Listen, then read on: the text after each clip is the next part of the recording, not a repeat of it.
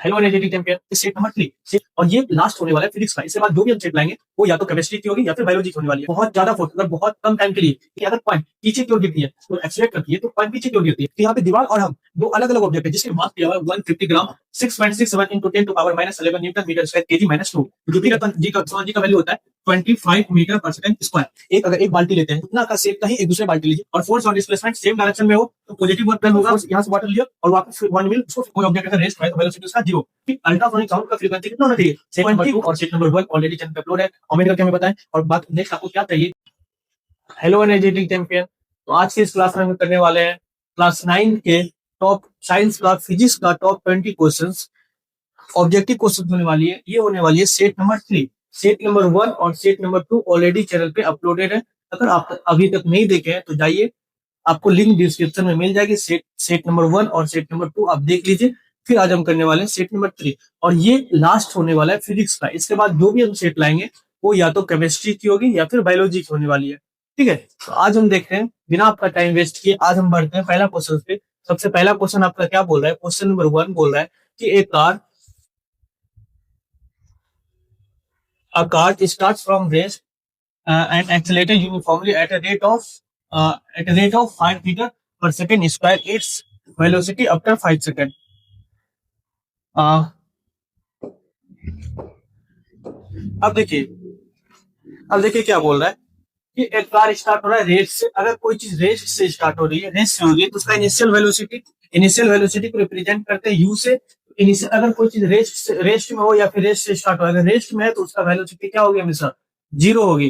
ठीक है, तो अगर वो रेस से स्टार्ट हो रही है तो आपको पता होगा कि रेस से स्टार्ट हुई इनिशियल वेलोसिटी कितना होगा, इसका 0 होगा। उसके बाद accelerated uniformly at a rate of 5 metre per second square. इसका एक्सेलरेशन भी दिया हुआ है, क्या दिया हुआ है 5 मीटर पर सेकंड स्क्वायर। उसके बाद बोल रहा है its velocity after. Its velocity कहने का मतलब फाइनल वेलोसिटी आपसे पूछ रहा है और टाइम भी दिया हुआ है कितना 5 सेकंड। कितना दिया हुआ बाबू 5 सेकंड। अब समझिए इक्वेशन ऑफ मोशन में अपने 3 फॉर्मूला इक्वेशन पढ़े होंगे। सबसे पहला इक्वेशन क्या है, v बराबर u प्लस ए टी। तो इक्वेशन नंबर 1 है v equal to u plus A T. Equation number 2 बोलता है s बराबर u T plus half A T square. और इक्वेशन नंबर 3 बोला है v square minus A square U square बराबर 2as। यहाँ पे v जो होगा final velocity, u initial velocity, a acceleration को रिप्रेजेंट करता है और t टाइम को, s जो है वो डिस्प्लेसमेंट को रिप्रेजेंट करता है। हमको क्या चाहिए, हमें चाहिए फाइनल वेलोसिटी क्या होगा। तो फाइनल वेलोसिटी अगर हमको चाहिए तो फाइनल वेलोसिटी के लिए हम यहाँ पे कौन सा इक्वेशन लगाएंगे। इक्वेशन नंबर 1 हमारे पास इनिशियल वेलोसिटी दिया हुआ है, एक्सेलरेशन भी दिया हुआ है और टाइम भी दिया हुआ है। तो हम इक्वेशन नंबर 1 लगा के यहाँ पे फाइनल वेलोसिटी इसका निकाल सकते हैं। अब इक्वेशन नंबर 1 लगा लीजिए। ठीक है,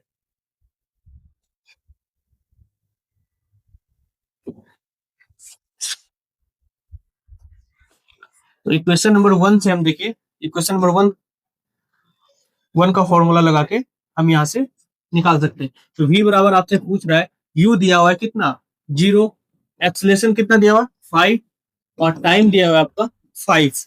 ठीक है, तो यहाँ से v बराबर क्या निकल जाएगा 0 प्लस 5 इंटू 5 25। तो v equal to final velocity क्या हो जाएगा 25 और वेलोसिटी का ऐसा यूनिट क्या होता है मीटर पर सेकेंड। तो ये क्या हो जाएगा मीटर पर सेकेंड। ये हो जाएगा आपका राइट आंसर, क्या हो जाएगा 25 मीटर पर सेकेंड। तो इसमें कौन सा ऑप्शन हो जाएगा, option number B. Option number B is the right answer. ठीक है, बढ़ते नेक्स्ट क्वेश्चन की ओर। अब बढ़ते हैं क्वेश्चन नंबर 2। क्वेश्चन नंबर 2 आपका बोल रहा है कि if the velocity of an object increases from 18 kilometre to 72 kilometre per hour in 10 second its acceleration. आपसे एक्सेलरेशन पूछा जा रहा है। ठीक है, एक्सेलरेशन आपसे पूछ रहा है आपका इनिशियल वेलोसिटी रिप्रेजेंट किससे करते हैं u से। तो u बराबर दिया हुआ है 18 kilometre per our. Final velocity को रिप्रेजेंट किया जाता है v से। तो v बराबर आपका दिया हुआ है 72 किलोमीटर पर आवर और टाइम भी दिया हुआ है यहाँ पे 10 सेकंड। आपसे पूछ रहा है क्या acceleration equal to what. Acceleration आपसे पूछा जा रहा है, यहाँ पे एक्सेलरेशन निकालने के लिए आपको एक्सेलरेशन का फॉर्मूला पता होगा। एक्सेलरेशन का फॉर्मूला क्या होता है बाबू, एक्सेलरेशन का जो फॉर्मूला होता है एक्सेलरेशन का जो फॉर्मूला होता है वो होता है final velocity minus initial velocity by time. ये हो जाएगा आपका एक्सेलरेशन का फॉर्मूला। ये फॉर्मूला निकाल के आप ये क्वेश्चन को इजीली बना सकते हैं। बट यहाँ प्रॉब्लम ये है कि यहाँ जो वेलोसिटी वेलोसिटी दिया हुआ है ना, ये जो वेलोसिटी दिया हुआ है उसका ऐसा यूनिट देखें तो 1 किलोमीटर पर आवर में दिया हुआ, यहाँ पे भी किलोमीटर पर आवर में। क्या करना होगा आपको, सबसे पहले 18 किलोमीटर पर आवर को मीटर पर सेकंड में कन्वर्ट करना होगा, क्योंकि ऐसा यूनिट क्या होता है वेलोसिटी का, मीटर पर सेकंड। तो सबसे पहले हम क्या करेंगे, इसको मीटर पर सेकंड में कन्वर्ट करेंगे। ठीक है, अब देखिए जैसे 18 किलोमीटर पर आवर, इसको मीटर पर सेकंड में कन्वर्ट करने के लिए क्या करते हैं, 5/18 से मल्टीप्लाई कर दीजिएगा। 18 मल्टीप्लाई 5/18, ये हो जाएगा आपका 5 मीटर पर सेकेंड। ये हो जाएगा आपका इनिशियल वेलोसिटी की अगर बात करें वो कितना हो जाएगा आपका 5 मीटर पर सेकेंड। अब हम आते हैं फाइनल वेलोसिटी। फाइनल वेलोसिटी कितना दिया हुआ है बाबू, 72 किलोमीटर, 72 किलोमीटर पर आवर। इसको कन्वर्ट जब करिएगा तो क्या हो जाएगा, 72 मल्टीप्लाई 5/18, ये कट जाएगा 4 बार में, तो ये कितना हो जाएगा आपका 20 मीटर पर सेकेंड। तो इसका जो फाइनल वेलोसिटी देगा वो हो जाएगा आपका 20 मीटर पर सेकेंड। अब यहां से निकाल लीजिए, फॉर्मूला लगा लीजिए। अब यहाँ पे एक्सीलरेशन बराबर निकालिए, तो इनिशियल वेलोसिटी फाइनल वेलोसिटी आपका कितना आया 20 metre per second, initial velocity आपका आ गया 5 भाई। टाइम ऑलरेडी दिया हुआ है, टाइम दिया हुआ है 10, ये भी इसका इसका अगर ऐसा यूनिट देखेंगे सेकंड होता है, ये सेकंड में ही दिया हुआ है, तो इसका क्या लिखेगा 10। तो अगर इसको सब्ट्रैक्ट करिएगा ए बराबर आ जाएगा 15/10, और इसको जब सॉल्व करिएगा तो आपका आएगा 1.5 मीटर पर सेकंड स्क्वायर, क्योंकि एक्सेलरेशन का जो ऐसा यूनिट होता है वो होता है मीटर पर सेकंड स्क्वायर। अगर हम क्वांटिटी पूछे एक्सेलरेशन का कौन सा क्वांटिटी है, तो एक्सेलरेशन जो होता है वो होता है वेक्टर क्वांटिटी। ठीक है, तो यहाँ जो इसका राइट आंसर आ जाएगा वो क्या हो जाएगा 1.5 मीटर। यहाँ पे कौन सा आंसर है 1.5 metre square. Option number C is the right answer. बढ़ते हैं नेक्स्ट क्वेश्चन की ओर, बढ़ते हैं क्वेश्चन नंबर 3। क्वेश्चन नंबर 3 बोल रहा है कि इम्पल्स मीन्स क्या होता है। तो इम्पल्स मीन आपसे पूछा जा रहा है इम्पल्स का मतलब, इम्पल्स का मतलब क्या होता है। इम्पल्स समझिए क्या होता है कि बहुत लार्ज फोर्स, बहुत ज्यादा फोर्स अगर बहुत कम टाइम के लिए किसी ऑब्जेक्ट पे लगता है तो उसको हम लोग क्या बोलते हैं, इम्पल्स बोलते हैं। फॉर एग्जाम्पल जैसे आप क्रिकेट खेल रहे हैं, ठीक है, आप सामने से बैटिंग कर रहे हैं और बैटिंग उधर से बॉल आ रही है। जब बॉल आती है तो आप जब बैट से टच करते हैं तो बहुत ज्यादा फोर्स बैट से लगाते हैं किस पे, बॉल पे, और बहुत कम टाइम के लिए, और उससे क्या हो जाती है डायरेक्शन बॉल की बिल्कुल चेंज हो जाती है, उसका मोमेंटम भी चेंज हो जाता है। तो उसी को हम लोग क्या बोलते हैं, इम्पल्स। ए लार्ज फोर्स, जब एक बहुत ज्यादा फोर्स बहुत कम शॉर्ट टाइम के लिए किसी ऑब्जेक्ट पे लगती है तो उसको हम लोग क्या बोलते हैं, इम्पल्स बोलते हैं। इम्पल्स एक तरह से मोमेंटम में चेंजेस होती है, change in momentum. Right answer इसका क्या हो जाएगा option number C, change in momentum. Momentum में चेंज को हम लोग क्या बोलते हैं, इम्पल्स बोलते हैं। ठीक है, बढ़ते हैं नेक्स्ट क्वेश्चन की ओर। क्वेश्चन नंबर 4, क्वेश्चन नंबर 4 बोला कि a passenger is moving moving train, a passenger in a moving train crosses a point which falls on each palm. It means that the motion of the train is।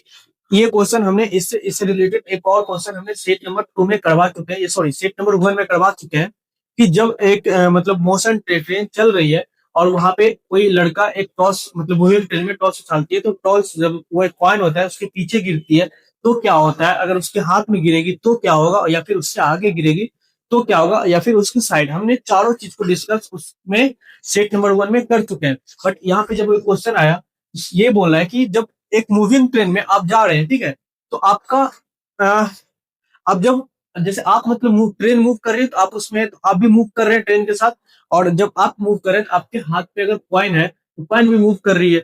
तो इसका मतलब ये है कि आपने Newton का फर्स्ट नेम क्या बोलता है, इनर्शिया ऑफ मोशन क्या बोलता है। अगर कोई चीज मोशन में तो मोशन में रहना चाहिए, अगर कोई चीज रेस्ट में तो रेस्ट में रहना चाहिए, और कोई चीज मतलब डायरेक्शन जब आप चेंज करते हैं तो जब इस डायरेक्शन में मतलब जा रहे हैं, ठीक है, तो इसी डायरेक्शन में रहना चाहिए। जैसे ही आप मुड़ते तो डायरेक्शन अगर इधर मुड़ते तो आप इस तरफ की ओर मुड़ते हैं। ये सब इनर्शिया न्यूटन का फर्स्ट लॉ। यहाँ पे जब हमने उसमें समझाया था कि अगर कॉइन पीछे की ओर गिरती है तो क्या होता है, जब एक्सीलेटेड होती है ट्रेन, जब एक्सीलेट करती है तो पॉइंट पीछे की ओर गिरती है, और जब आगे की ओर गिरेगी, जब रिटार्टेड मतलब कि एक्सेलेरेशन कम हो रहा है, धीरे धीरे धीरे ट्रेन का एक्सीलेटेड एक्सेलेरेशन क्या हो रहा है, कम, उसको रिटार्डेशन भी बोलते हैं। इसलिए रिटार्टेड कब होगी, जब रिटार्टेड कब होगी, जब पॉइंट पीछे की ओर गिरे, सॉरी, हाँ, आगे की ओर गिरेगी तो रिटार्टेड होगा, और एक्सीलेटेड जब पॉइंट आगे की ओर गिरेगी। और बिसाइड, बिसाइड कब होता है, जब सर्कुलर मोशन में अगर कोई ट्रेन घूम रही है, तब पॉइंट जो होगा वो आपके साइड में। बट यहाँ पे क्या बोल रहा है कि विच फॉल्स, सेम उसके हाथ में। अगर ट्रेन एक्सीलेट नहीं की, यूनिफॉर्म एक्सीलेशन में चल रही है, तब पॉइंट क्या होगा उसके,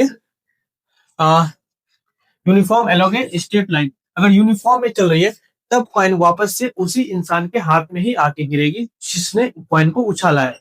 ठीक है, तो अगर एक्सीलेटेड करती ना, एक्सीलेटेड करती तो क्या होता, कॉइन आगे की ओर गिरती, सॉरी पीछे की ओर गिरती, और रिटार्टेड होती तो कॉइन क्या होता, पीछे की ओर गिरती। बट यहाँ पे कॉइन उसी के पास गिरी है, इसका मतलब क्या, वो ट्रेन जो है यूनिफॉर्म में चल रहा है। ठीक है, तो यहाँ राइट आंसर हो जाएगा option number C, uniform along a straight line. अब बढ़ते हैं नेक्स्ट क्वेश्चन की ओर। क्वेश्चन नंबर 5, क्वेश्चन नंबर 5 बोला कि a child in a fast moving train throw a ball vertically upwards which vertically upwards which path behind him, it means that same question है। पहले हमने अभी जस्ट समझाया था कि अगर कॉइन आगे की ओर गिरेगी तो इसका मतलब ये है कि ट्रेन जो है रिटार्डेड में है। ठीक है, और अगर कॉइन पीछे की ओर गिरेगी तो इसका मतलब है कि ट्रेन एक्सीलेटेड है, और अगर कॉइन उसी के हाथ में गिरेगी इसका मतलब है ट्रेन जो है यूनिफॉर्म स्पीड में चल रही है। ठीक है, तो यहाँ पे जो राइट आंसर हो जाएगा वो हो जाएगा retarded, sorry, upwards which falls behind it, उसके पीछे गिरी है एक्सीलेटेड, क्या हो जाएगा एक्सीलेटेड। अगर आगे गिरती तो क्या होता, रिटार्टेड। रिटार्टेड मतलब कि पॉइंट आगे की ओर गिर रही है, यूनिफॉर्म में मतलब क्या है, पॉइंट उसी के पास गिर रही है। ठीक है, पॉइंट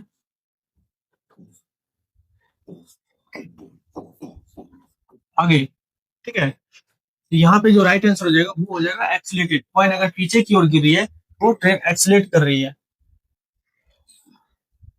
अब देखिए क्वेश्चन नंबर 6, क्वेश्चन नंबर 6 बोला है action and reaction forces do not balance each other because they, action और रिएक्शन फोर्स जो होता है वो एक दूसरे को बैलेंस नहीं कर पाता है, क्यों, ऐसा क्यों होता है।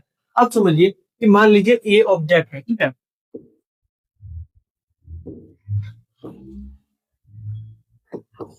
मान लीजिए ये एक ऑब्जेक्ट है और इस पे भी इधर 5 न्यूटन का फोर्स लगा रहा है और इधर भी 5 न्यूटन का फोर्स लगा रहा है।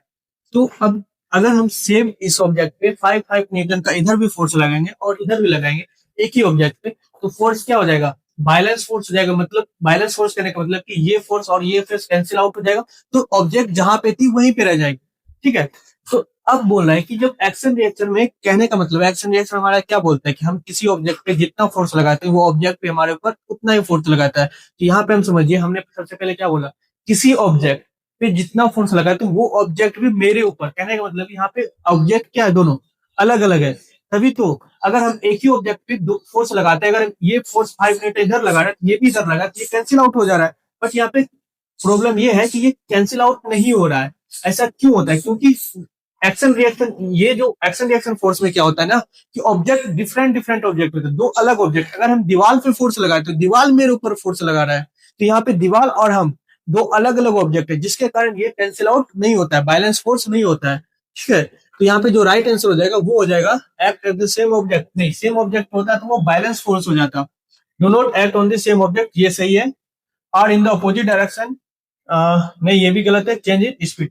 Do not act on same object, हम सेम ऑब्जेक्ट पे एक्ट नहीं करते हैं। अगर हम दीवार पे फोर्स लगाए तो दीवार मेरे ऊपर, अगर हम 5 न्यूटन फोर्स दीवार पे लगाए तो दीवार भी मेरे ऊपर 5 न्यूटन फोर्स लगाएगी, जिसके कारण क्या होगा कि सॉरी ये बैलेंस फोर्स नहीं होगी। ठीक है, अगर हम एक ही ऑब्जेक्ट पे मान लीजिए कि हम जैसे किसी चीज को हम खींच रहे हैं और 5 न्यूटन से हम खींच रहे हैं, उधर भी 5 न्यूटन से उसको खींच रहे हैं, तो वो बैलेंस फोर्स हो जाता है, कैंसिल आउट हो जाता है फोर्स, तो बैलेंस हो जाता है। यहाँ पे जो न्यूटन एक्शन रिएक्शन फोर्स है, न्यूटन के थर्ड लॉ को हम लोग क्या बोलते हैं, एक्शन रिएक्शन फोर्स। ये याद होना चाहिए, न्यूटन के थर्ड लॉ, न्यूटन भाईजान के थर्ड लॉ। ठीक है, तो एक्शन रिएक्शन फोर्स। अब बढ़ते हैं नेक्स्ट क्वेश्चन की ओर। क्वेश्चन नंबर 7 बोला a fielder catches a ball of mass 150 gram moving with the velocity 20 metre per second in 0.1 second the force experience the form of the fielder. कहने का मतलब ये पूछ रहा है कि उसको कितना न्यूटन का फोर्स लगा है। एक फील्डर जो है कैच करता है बॉल को, मास जो होता है वो मास होता है, मास आपका दिया है 150 gram moving with velocity 20 metre per second, velocity दिया हुआ है, मास दिया हुआ है। पहले हम यहाँ पे लिख लेते हैं गिवन में क्या दिया है, मास दिया हुआ है 150 ग्राम। आपको पता होगा कि मास का जो ऐसा यूनिट होता है वो क्या होता है बाबू, केजी होता है। तो पहले ग्राम में दिया हुआ है, इसको हम केजी में कन्वर्ट कर लेंगे। केजी में कन्वर्ट करने के लिए आपको क्या करना पड़ेगा, 150 को 1000 से डिवाइड करना होगा, तो ये क्या हो जाएगा आपका 0.15 केजी। ठीक है, यहां तक सही है। अब बोल रहा है कि वेलोसिटी ऑफ टी, तो वेलोसिटी इसका क्या दिया हुआ है बाबू, 20 मीटर पर सेकेंड। इसका तो ऐसा यूनिट मीटर पर सेकेंड है, तो ये सही है। Force experience by the pump, तो फोर्स आपका क्या लगेगा, फोर्स, फोर्स का फॉर्मूला क्या होता है, mass into acceleration, mass into acceleration. यहाँ पे सबसे पहले हमें क्या निकालना पड़ेगा, एक्सेलेरेशन। तो एक्सेलेरेशन निकालने के लिए क्या करेंगे, एक्सेलेरेशन निकालने के लिए वेलोसिटी एक्सेलेरेशन बराबर क्या होता है, तो वेलोसिटी इसका दिया हुआ है फाइनल और जो भी है 20, वेलोसिटी बाय टाइम, टाइम कितना दिया है बाबू 0.1 सेकंड। तो टाइम यहाँ पे क्या हो जाएगा 0.1। अगर इसको सॉल्व करिएगा, पॉइंट हटाइएगा, ऊपर जाएगा 0, एक्सेलेरेशन क्या हो जाएगा बाबू 20 मीटर पर सेकंड स्क्वायर। तो आपका निकल गया, एक्सेलेरेशन आपके पास आ गया, मास आपके पास आ गया, ये रहा आपका मास, ये रहा आपका मास और ये रहा आपका एक्सेलेरेशन। तो फोर्स बराबर फॉर्मूला लगा लीजिए, फोर्स बराबर क्या होता है, मास इनटू एक्सेलेरेशन। यहाँ पे आपका जो यहाँ पे हम बना देते हैं, ठीक है।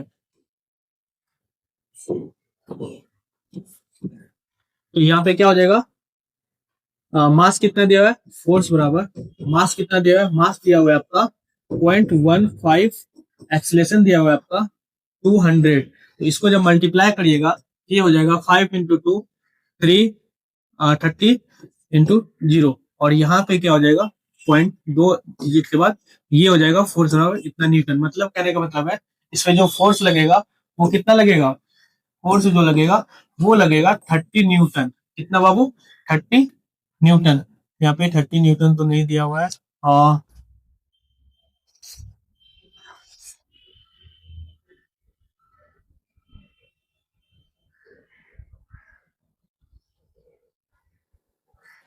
ये गलत है, ये हो जाएगा आपका 30 न्यूटन, सही है।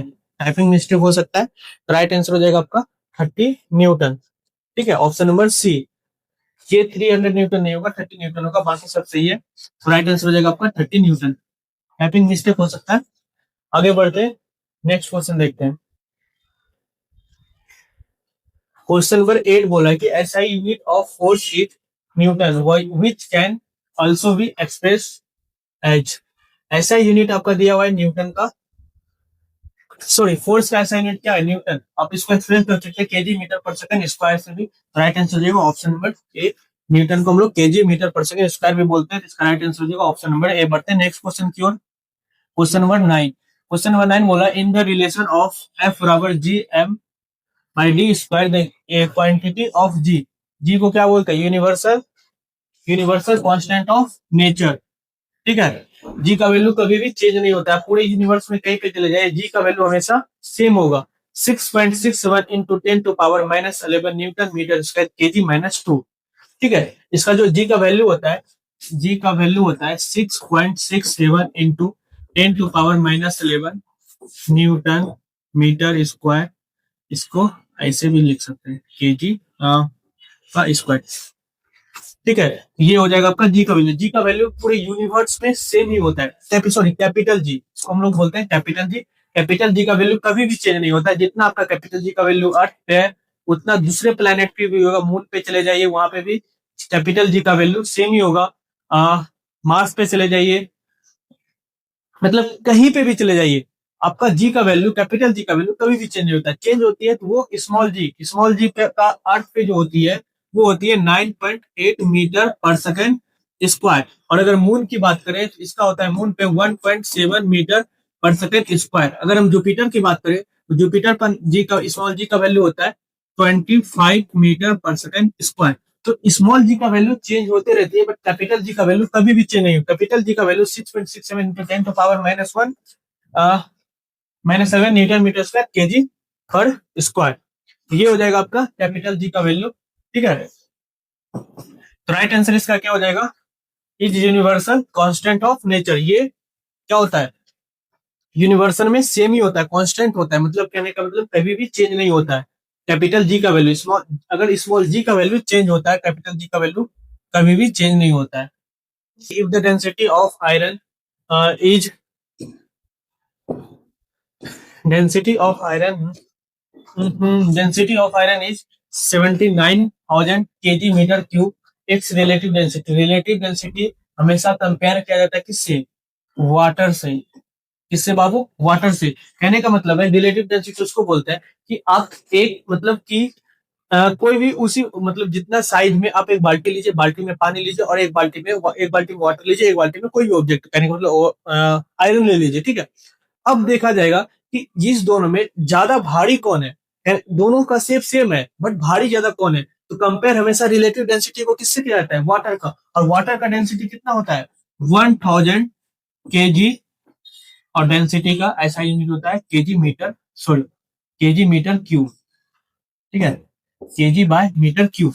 तो ये, तो वाटर का डेंसिटी होता है 1000 केजी मीटर बाय क्यूब। तो अब देखिए, कहने का मतलब यहाँ पे ये है कि अब यहाँ पे बोला है कि रिलेटिव डेंसिटी कितना होगा, डेंसिटी ऑफ आयरन। आयरन का डेंसिटी दिया हुआ है, सेम साइज, हमेशा सेम शेप होना चाहिए, सेम साइज होना चाहिए। एक अगर एक बाल्टी लेते हैं जितना भी 5 लीटर का, तो उतना का शेप का ही एक दूसरे बाल्टी लीजिए। एक में दूसरे सब्सटेंस, कहने का मतलब दूसरा सब्सटेंस आयरन ले लीजिए, और एक में आप वाटर लीजिए। अब कंपेयर करिए कि ज्यादा डेंसिटी किसका है। तो अब यहाँ पे जब हम करेंगे तो रिलेटिव डेंसिटी का जो फॉर्मूला होता है वो क्या होता है, density of substance by density of water. Density of substance यहाँ पे आयरन हो जाएगा, तो आयरन का सब्सटेंस कितना दिया हुआ है, रिलेटिव डेंसिटी आर डी बराबर दिया हुआ है डेंसिटी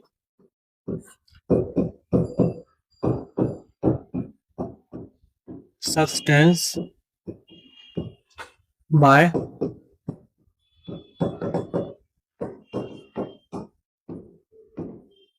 वाटर का डेंसिटी हम लिखे हुए 1000। अब देखिए density of substance by density of water, यहाँ से आप निकाल लीजिए। डेंसिटी ऑफ सब्सटेंस कितना दिया बाबू, 79,000 बाय 7900 दिया हुआ है, और वाटर का डेंसिटी कितना दिया है 1000। अब यहाँ से देखिए इसको अगर सॉल्व करिएगा, ये कितना हो जाएगा आपका 7.9।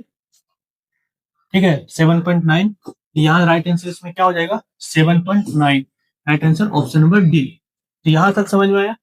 डेंसिटी का रिलेटिव डेंसिटी का जो फॉर्मूला होता है, density of substance by density of water. ठीक है, रिलेटिव डेंसिटी का कंपेयर हमेशा हम किससे करते हैं, वाटर से। और वाटर का डेंसिटी कितना होता है 1000 केजी बाय मीटर क्यूब। इसको ऐसे भी लिख सकते हैं 1000 केजी बाय मीटर क्यूब। ठीक है, तो यहाँ से हमेशा वाटर डेंसिटी, ये कहने का मतलब ये है कि किसी भी ऑब्जेक्ट का वाटर कंपेयर में डेंसिटी ज्यादा है। ठीक है, अब बढ़ते हैं नेक्स्ट क्वेश्चन की ओर। Question number 12।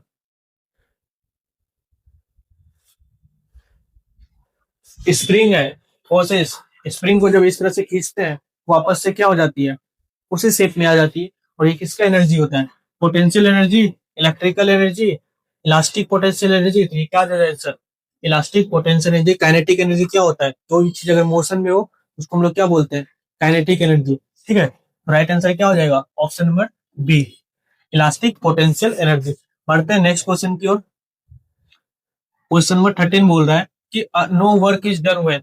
आपको पता होगा वर्क डन क्या होता है, अगर किसी भी चीज पे फोर्स लगाते हैं तो उसका डिस्प्लेसमेंट क्या होना चाहिए, तभी हम क्या बोलेंगे वर्क। अगर आप फोर्स इस डायरेक्शन में लगा रहे हैं,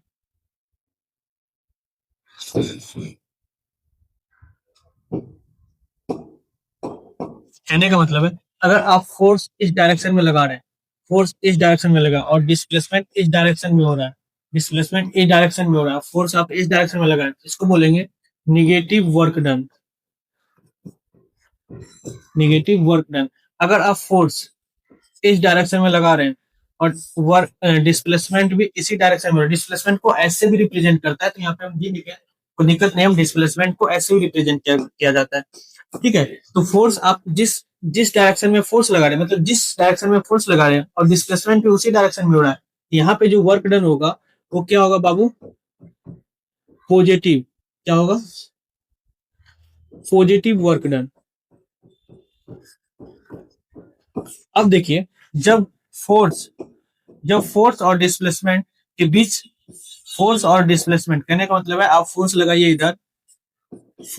इधर और डिस्प्लेसमेंट इस डायरेक्शन में हो, तो अगर किसी भी हो जाए, ऐसा नहीं है कि फोर्स और, बस इतना ही पता रखना है कि फोर्स और डिस्प्लेसमेंट के बीच अगर 90 डिग्री का एंगल होती है, 90 डिग्री का एंगल होती है, तो यहाँ पे जो वर्क डन हो जाएगा, यहाँ पे जो वर्क डन होगा,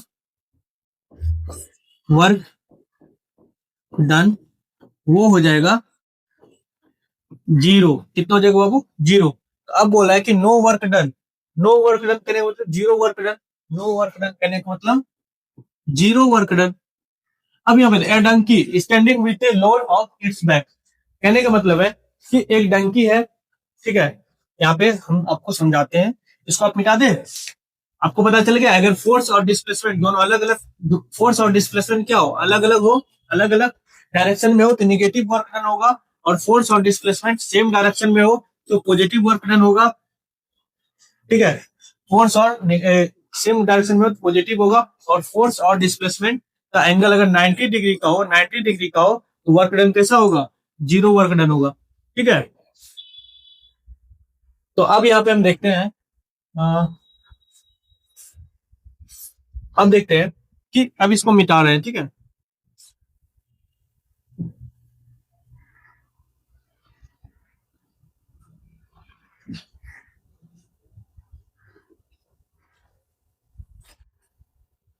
अब ऑप्शन समझिए, ऑप्शन, पहला ऑप्शन क्या बोल रहा है कि a donkey is standing with a load of its back, अपने बैक पे लोड है लेकिन खड़ा है, वो स्टैंड खड़ा है, यहाँ पे खड़ा है, और इसी पे क्या है, बैक। क्या फोर्स तभी होता है, सॉरी वर्क डन तभी होता है जब, अगर आप फोर्स लगा रहे हैं तो उसका थोड़ा बहुत डिस्प्लेसमेंट होना चाहिए, जब तक डिस्प्लेसमेंट नहीं होगा उसको हम लोग वर्क डन नहीं बोलेंगे। तो यहाँ पे अगर एक गधा है जो भी है डंकी, वो अपने सर, मतलब अपने पीठ के ऊपर कुछ भार लेके खड़ा है और उसका डिस्प्लेसमेंट हो ही नहीं रहा, फोर्स भले उस पर बहुत ज्यादा 20 न्यूटन 200 न्यूटन का लग रहा है, बट डिस्प्लेसमेंट हो रहा है, नहीं हो रहा है। अगर डिस्प्लेसमेंट नहीं होगा तो फोर्स क्या वर्क डन कहलाएगा, नहीं कहलाएगा। तो राइट आंसर यहाँ पे बोला है नो वर्क डन, तो राइट आंसर तो यही हो जाएगा ना, क्योंकि यहाँ पे फोर्स तो बहुत लग रहा है बट डिस्प्लेसमेंट हो ही नहीं रहा, और वर्क डन का हमारा डेफिनेशन क्या बोलता है कि फोर्स के साथ साथ क्या होना चाहिए, डिस्प्लेसमेंट भी होना चाहिए, तभी हमारा क्या कहलाएगा, वर्क डन। आप पूरे दिन एक दीवार में धक्का लगाते रहे और दीवार थोड़ा सा भी डिस्प्लेसमेंट नहीं हुआ, तो थोड़ा सा भी नहीं खसका, तो उसको हम लोग क्या वर्क डन बोलेंगे, नहीं बोलेंगे। इसका जो राइट आंसर हो जाएगा वो हो जाएगा ऑप्शन नंबर ए, क्योंकि यही ऑप्शन क्या है आपका सुटेबल है। Option number A is the, क्योंकि donkey standing load is back, वहां पे वो खड़ा है बट वो डिस्प्लेसमेंट हो ही नहीं रहा था। Right answer engine is pulling a train. अब देखिए, ट्रेन को खींच रहा है कौन, इंजन खींच रहा है, मतलब फोर्स इधर लगा रहा है और डिस्प्लेसमेंट भी इधर ही हो रही है। तो यहाँ पे क्या, इसमें वर्क डन होगा, बहुत अच्छे से वर्क डन होगा, क्योंकि फोर्स और डिस्प्लेसमेंट दोनों हो रही है, जिधर फोर्स लग रही है उधर डिस्प्लेसमेंट भी हो रही है, इसको हम लोग क्या बोलेंगे, पॉजिटिव वर्क डन। अब बोला है कि a sail boat is moving due to wind energy, wind हवा जिधर फोर्स लगा रही है और बोट भी उधर ही जा रही है, ये भी पॉजिटिव वर्क डन हुआ। Wind mill is lifting water from it wall, मतलब इस तरह से फोर्स यहाँ से वाटर लिया और वापस वाइंड मिल इसको फेंका, तो फोर्स लगा रही है और डिस्प्लेसमेंट भी हो रहा है, तो ये भी वर्क डन होगा। राइट आंसर इसका क्या हो जाएगा, नो वर्क डन किसमें होगा, ऑप्शन नंबर ए में, डंकी में। ठीक है, बढ़ते हैं नेक्स्ट क्वेश्चन की ओर। क्वेश्चन नंबर 14 देखते हैं कि ये सोलर एनर्जी कन्वर्ट करता है किसको, सोलर एनर्जी को किसमें, इलेक्ट्रिक एनर्जी में। यहाँ पे क्या हो जाएगा, इलेक्ट्रिक एनर्जी में। आपको तो पता ही होगा ना, आप सोलर वगैरह लगाते हैं घर पे, क्या होता है वो सोलर एनर्जी, मतलब धूप से लेता है एनर्जी और उसको कन्वर्ट कर देता है किसमें, इलेक्ट्रिक में। तो सिंपल सा क्वेश्चन है, सोलर एनर्जी किसको कन्वर्ट करता है, हीट को नहीं, केमिकल को नहीं, मैकेनिकल नहीं। मैकेनिकल क्या होता है, जो चीज घूम के मिलती है, जो एनर्जी में घूमते हुए मिलती है, जैसे गाड़ी का फैन हो गया, चक्का हो गया, जो भी चीज मूव कर रही है इस तरह से सर्कुलर पार्ट उसको उसमें मैकेनिकल एनर्जी होता है, तो इतना नहीं होगा, राइट आंसर हो जाएगा electrical energy, option number D. बढ़ते हैं नेक्स्ट क्वेश्चन, क्वेश्चन नंबर 15 बोला है कि bats detected obstructed in their part by receiving the reflected. किसका रिसीविंग रिफ्लेक्टेड? Ultrasonic wave. हाँ, बैट्स किसको बोलते हैं? चमगादड़ को। बैट्स किसको बोलते हैं? चमगादड़ को। ठीक है, तो ये बैट जो होता है वो क्या करता है? अल्ट्रासोनिक वेव भेजता है, और वो टकरा के मतलब दीवार जैसे उसको दिखता नहीं है, वो अल्ट्रासोनिक वेव भेजा दीवार में टकरा के उसके पास आता, तो वहां से वो पता चलता है उसको कि हम मतलब मेरे से ऑब्जेक्ट जो कितने दूर पे है, तो वो जो क्या करता है वो अल्ट्रासोनिक वेव को फेंकता है। तो राइट आंसर क्या हो जाएगा? Option number C, ultrasonic wave. ठीक है, बड़े क्वेश्चन नंबर 16 देखते हैं। क्वेश्चन नंबर 16 बोला है an object at rest can have. कोई ऑब्जेक्ट अगर रेस्ट पे है तो उसका वेलोसिटी, अगर कोई ऑब्जेक्ट रेस्ट पे होता है ना, कोई भी ऑब्जेक्ट अगर रेस्ट पे है उसका वेलोसिटी हमेशा जीरो होगा। वेलोसिटी क्या होगा बाबू? जीरो होगा। वेलोसिटी जीरो होगा। कोई ऑब्जेक्ट अगर रेस्ट में है तो वेलोसिटी उसका जीरो। मोमेंटम, मोमेंटम का फॉर्मूला क्या होता है? मोमेंटम बराबर, अगर आपको पता होगा, मास इनटू वेलोसिटी। अगर velocity zero, mass into velocity. अगर वेलोसिटी जीरो तो मोमेंटम भी क्या हो जाएगा? जीरो। मोमेंटम को डिनोट करते हैं पी से। मोमेंटम को डिनोट करते हैं पी से, तो पी बराबर भी क्या हो जाएगा? जीरो हो जाएगा। मोमेंटम होगा नहीं। एक्सेलेशन, एक्सेलेशन क्या होता है? एक्सेलेशन भी वेलोसिटी से रिलेटेड है। Velocity by time, final velocity initial velocity. अगर वेलोसिटी जीरो तो ये भी क्या हो जाएगा? एक्सेलेशन भी नहीं होगा। राइट आंसर क्या हो जाएगा? एनर्जी। राइट आंसर क्या होगा बाबू? एनर्जी। अगर कोई भी चीज रेस्ट में है उसके पास सिर्फ और सिर्फ क्या होगा? एनर्जी होगा, मोमेंटम नहीं होगा। क्यों? क्योंकि मास इनटू वेलोसिटी। अगर रेस्ट में है तो वेलोसिटी उसका जीरो, और वेलोसिटी जीरो तो मोमेंटम बराबर फॉर्मूला क्या होता है? मास इनटू वेलोसिटी, और वेलोसिटी जीरो तो मास भी जीरो, मोमेंटम सॉरी मोमेंटम भी जीरो। राइट आंसर होगा सिर्फ और सिर्फ उसके पास क्या होगा? एनर्जी होगा। बढ़ते नेक्स्ट क्वेश्चन, क्वेश्चन नंबर 17 की ओर। क्वेश्चन नंबर 17 बोला density of water is maximum.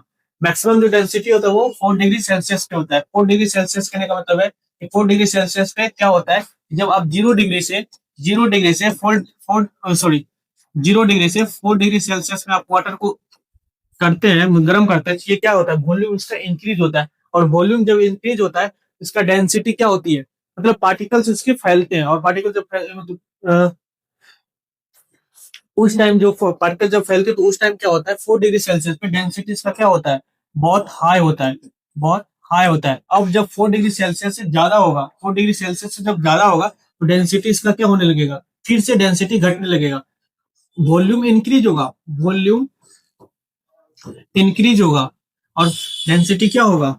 घटने लगेगा। कब? जब 4 डिग्री सेल्सियस से ज्यादा बढ़ेंगे तब। तो यहाँ पे राइट आंसर हो जाएगा, सबसे मैक्सिमम पूछ रहा है ना, वाटर का मैक्सिमम जो होता है वो 4 डिग्री सेल्सियस पे, 100 डिग्री पे वो हो डेंसिटी बहुत कम। इसमें भी लो होता है, लो होता है। तो सबसे ज्यादा जो होता है वो 4 डिग्री सेल्सियस होता है। हाई वॉल्यूम, इसमें वॉल्यूम बढ़ेगा, 100 डिग्री में वॉल्यूम बढ़ेगा बट डेंसिटी क्या होगा? घटेगा। ठीक है, तो सबसे ज्यादा है 4 डिग्री सेल्सियस। बहुत इंपॉर्टेंट क्वेश्चन है, आप इसको नोट्स कर लीजिए कि density of water is maximum कब होता है? तो 4 डिग्री सेल्सियस पे होता है। ठीक है, बढ़ते हैं नेक्स्ट क्वेश्चन की ओर। दो तीन क्वेश्चन और बचा है। क्वेश्चन नंबर 18 बोल रहा है कि the high penetrating property of ultrasonic waves is due to their very high. Ultrasonic waves होता है फ्रीक्वेंसी, फ्रीक्वेंसी की वजह से अल्ट्रासोनिक वेव बहुत ज्यादा हाई होती है।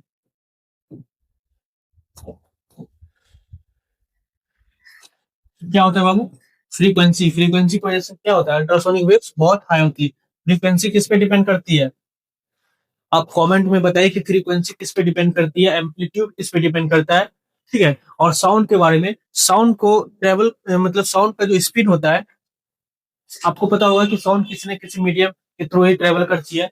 तो किस मीडियम में साउंड की स्पीड सबसे ज्यादा होती है? वाटर में, या फिर सॉलिड ऑब्जेक्ट में, या फिर लिक्विड, सॉरी लिक्विड तो हो गया वाटर ही, या फिर कोई गैस ऑब्जेक्ट में।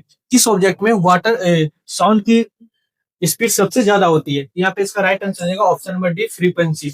बढ़ते हैं क्वेश्चन नंबर 19। क्वेश्चन नंबर 19 बोला a pendulum vibrates with a time period of 2 second, the sound produce by its. अब देखिए, साउंड प्रोड्यूस मतलब फ्रीक्वेंसी, फ्रीक्वेंसी बराबर फॉर्मूला होता है 1 बाय टाइम पीरियड। ठीक है, 1 बाय टाइम पीरियड। यहाँ पे आपका फ्रीक्वेंसी बराबर क्या हो जाएगा 1, और टाइम पीरियड यहाँ पे दिया हुआ है कितना 2 सेकेंड। यहाँ पे लिख लीजिए 2, और इसको जब कन्वर्ट करिएगा तो ये सॉल्व करिएगा तो 0.5। फ्रीक्वेंसी का ऐसा यूनिट होता है हर्ट्ज। कितना होता है हर्ट्ज, ये कितना हो जाएगा हर्ट्ज। आपको पता है कि ऑडिबल साउंड क्या होता है, तो ह्यूमन रेंज के लिए जो ऑडिबल साउंड होता है वो होता है 20। एक मिनट, पेन हम चेंज कर लेते हैं। हाँ, आपको पता होगा कि जो ऑडिबल साउंड होता है वो होता है ह्यूमन के लिए 20 हर्ट्ज से लेके 20,000 हर्ट्ज। ये क्या होता है बाबू, ऑडिबल रेंज होता है किसी भी इंसान को सुनने का। अगर हम 20 हर्ट्ज से नीचे जाते हैं, पीछे जाते हैं, बिलो,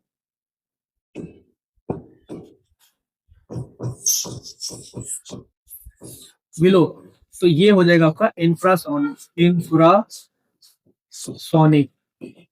और अगर हम इससे ज्यादा जाते हैं, ये हो जाएगा आपका अल्ट्रासोनिक।